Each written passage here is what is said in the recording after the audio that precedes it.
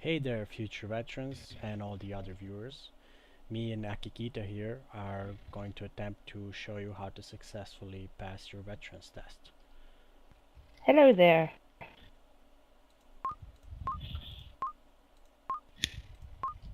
Right now, I will be taking the test and Akikita will die and be my examiner.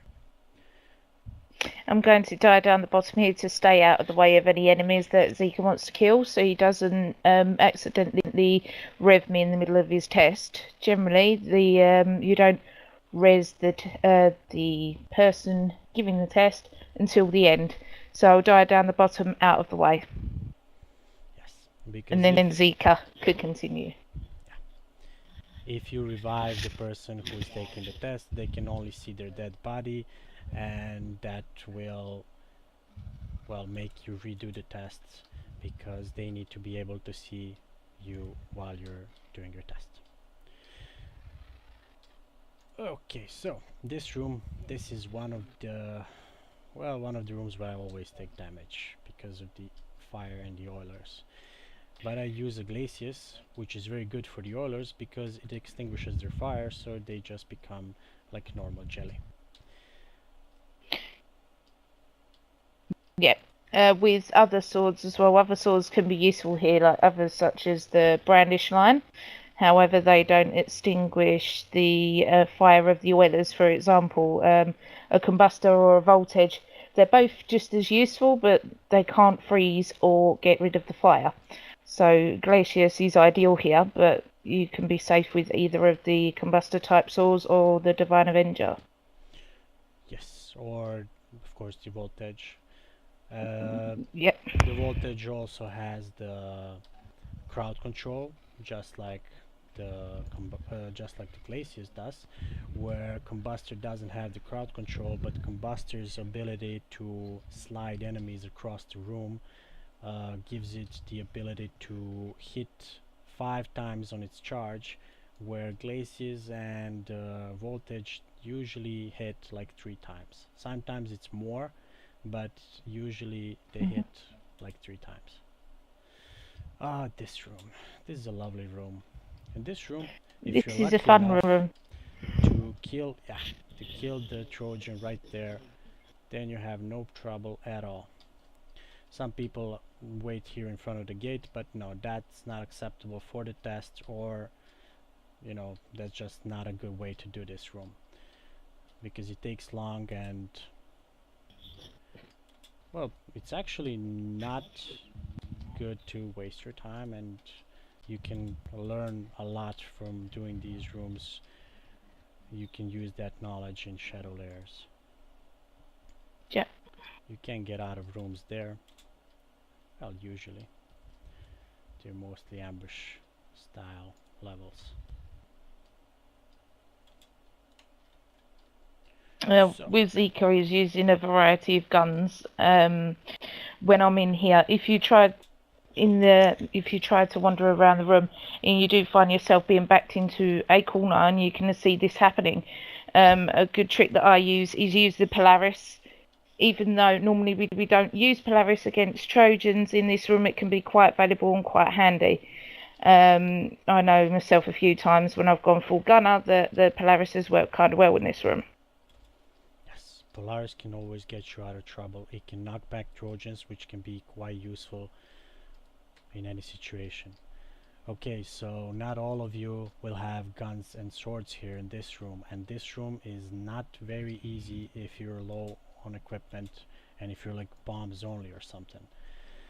If you're bombs only, well, you're probably just gonna spam a DBB or an RSS until you clear the zombies, and then you're gonna, well, I don't know, use a DBB or whatever you use to take down the Trojans, maybe a Shiver plus RSS or any other thing that you use in the Trojans. But that particular room, I found RSS one of the best bombs to particularly use because the projectiles spread across the room, and even though you're aiming for a zombie, it can get the Trojans as well. So it's a bit handy to have the RSS in that situation if you are a bomber and have got that bomb. Yes, if you're a swordsman, of course, you're just gonna go around cutting everything down and hitting Trojans here and there or charging them. And if you're a full gunner, well, that room will be very easy for you. You're just gonna run around in a circle and shoot. This room here, this is one of the rooms that particularly can be difficult for some people, and well, many times for me. And since I'm lagging from this video and it's getting pretty bad, I might have problems as well. Oh yeah, I'm lagging pretty bad here. I can see. Okay, so the idea is to kill the Trojan right at the start. I'm going to hopefully walk to the back of him. There we go. Use auto aim for a perfect shot, and there we go. I have my auto aim set on left shift, so I can use it only when I need it, and that way I don't get all the negative effects of auto aim, and I only get the good ones. And I'm lagging terribly here, so I might have to cut this video. Oh. But I'll do it after. You're doing okay. I'll do it after. Oh, damn it. Oh. Damn it. Sorry, excuse my language. Okay, I'm going to cut the video here, and then we're going. Okay, so I had to cut the video there because my performance was terrible, and because my video card is, you know, very low powered or whatever. Temperamental. I was lucky here at the start of this level because this Trojan immediately turned and tried to smack. If he doesn't try to smack, if he runs away, well, you might have some trouble. I usually wait for it to come back because it runs over here and then it turns around and it comes over here and then smacks to the wall, and I just come in from over here and blitz him. But if he doesn't come back, then you might have some trouble because it's hard to kill him with all these zombies. Sometimes you run around the room and shoot down zombies in here in the middle because that's where they can die. Sometimes I use my sword because with my sword I can actually do damage to the Trojan and keep the zombies away. And sometimes I just wait for a good opportunity to blitz them. Of course, if you have a shiver, if you take it, you can make that situation a lot easier for you. But that depends on everyone's gear. I'm presenting how to do this without a shiver, how to do this with the most used weapons in Firestorm. Well, of course, my sword is one of the most used, but then again, the Divine Avenger, the sword we all know about and that everyone recommends, is one of the other swords that is very often used here. The first time I come to Firestorm, I had the Divine Avenger equipped, and I found it particularly useful. It does decent elemental damage, quite high damage actually compared, and its knockback is really useful when you do its charge. Its charge gives out a three-pronged attack, and it has knockback and pushes your enemies backwards and out of the way. So it's quite useful for if you get stuck in any sticky situations, as well as the knockback from the actual sword. When you use it, it clears the area for you. So I found that particularly useful when I done my first Firestorm run. Yes, and the DA, its knockback is not its only good feature. It's also the wide area it covers on a hit, so you can hit like 4 or 5 enemies in front of you. But then again, when you do a double hit with the DA, you can die if there's many enemies that you didn't knock back. So DA has its good sides and Brandish Line has its good sides, and making your choice which sword you will pick is not so hard. Doing missions, these new missions, you will get a Brandish along the way and you will get a Caliber. Both swords can show you what you can expect from any of the 3-hit swords, and along the way you're gonna do a bunch of JK runs. You can just get a sealed sword, try it out, and you can see which one you prefer. There's many people who feel very strongly about the DA and will always tell you that it's better than anything else. You should never listen to that. It's only a matter of preference. Some people prefer the DA, some people prefer the Glacius, and they're both great. and I'm lagging like hell. They're both great. Some people's Fire is personal really, really opinion lagging is me. that the like Sorry. it's okay. It's okay. Some people's personal preference is that the Divine Avenger can be a tad slow, but then the slowness of the sword is kind of made up by the fact that it's got a wide area of cover, and the attack on it is good. Z, do you want to stop again for a minute? I can't stop now. I am gonna die if I stop here in this room, so I have to kind of get away to some safe area. And finding a safe area is hard when you're lacking so much. It's fire Top room. everywhere. Top Oh room. my Top room on the god, right hand side. I On the can't right even hand see side. where I am.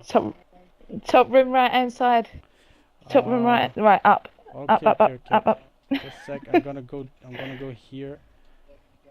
I'm gonna go right here. Oh my Ooh. god, I managed to survive all that. I am a ninja.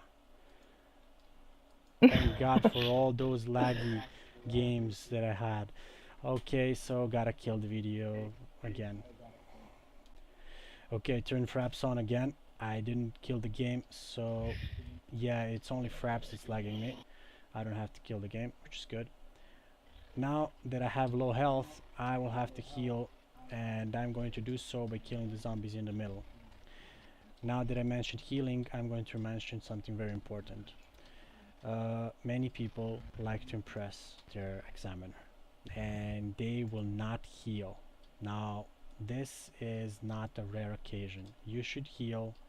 Do not try to impress anyone. Just do the test, just make it alive to the end of the level, and you will pass. And don't try to impress the judge by not healing. They are not impressed by that. They actually see it foolish because you might fail your test, and healing when you're hurt is very smart. It's quite a vital point of the game as well. To stay alive.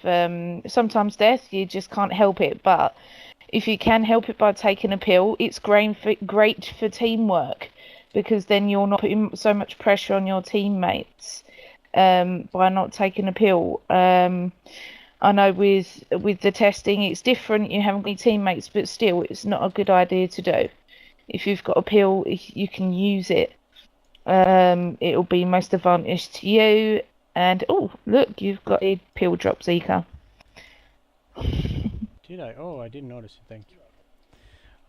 Yes, and one more thing about healing is when you're in a party, you're not going to heal because there's somebody to revive you, and we all kind of get used to that. But here, there's nobody to revive you, and all the pills they are only needed for this level, so feel free to use when you're like 1 or 2 hits away from going down, or when you feel ready to use them. But I don't recommend using them when you're almost full of health, because you lose much more health when you're full of health than when you have lower health, because this actually takes away something like a percentage. It's not a percentage, there's a minimum amount of health that you will lose, but if you are full health, you're gonna lose like 10 hearts, and then if you have like 10 hearts, you're gonna lose 5 hearts, and then the next hit you're gonna lose like 4 hearts.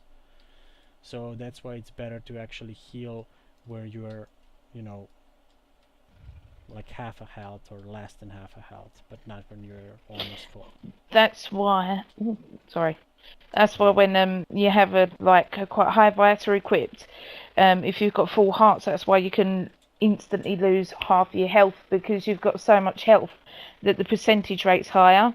So when people go, oh, yeah, I've got a vita, sometimes it can be misleading. You have to watch your health with regards to that as well, because I've had it before where I've gone, oh, I've got a vita, and I've taken 1 or 2 hits and I'm on the floor because of the percentage rate of the hits that you have. And a lot of people fail to realise that the more health points you have, the more damage you can take. Obviously. Okay.